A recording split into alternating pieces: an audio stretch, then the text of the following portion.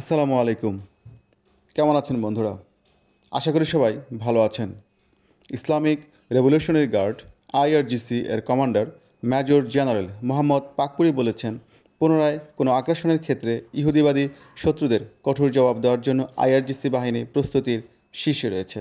এই সংবাদটি প্রকাশিত হয়েছে মেহের নিউজে, যেটি আপনারা এখন স্ক্রিনে দেখতে পাচ্ছেন। ইরানের সশস্ত্র বাহিনীর বিচার বিভাগীয় সংস্থার প্রধান পুর খাগানের সাথে এক বৈঠকে তিনি এই মন্তব্য করেন, যেখানে তিনি আরও বলেন যে কর্মীদের স্বাস্থ্য সুরক্ষা ও নিরাপত্তা বজায় রাখার জন্য আইআরজিসি সর্বোচ্চ পর্যায়ে কাজ করে যাচ্ছে।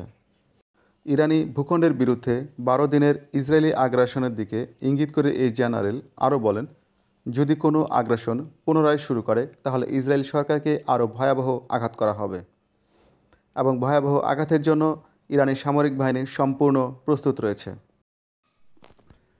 ইরানের সশস্ত্র বাহিনীর বিচার বিভাগের প্রধান তার পক্ষ থেকে বলেন, আইআরজিসি ইসলামী বিপ্লবের মস্তিষ্ক স্বরূপ এবং গত 47 বছর ধরে দেশের অন্যান্য সশস্ত্র বাহিনীর সাথে তাল মিলিয়ে দেশকে রক্ষা করে চলেছে। তিনি আরও বলেন, দেশীয়ভাবে তৈরি ইরানি ক্ষেপণাস্ত্রগুলো দখলদার ইসরায়েলের বিরুদ্ধে সফলভাবে আঘাত করেছে এবং ইরানের পক্ষে 12 দিনের আরোপিত যুদ্ধের সমীকরণকে সম্পূর্ণভাবে পরিবর্তন করে দিয়েছে।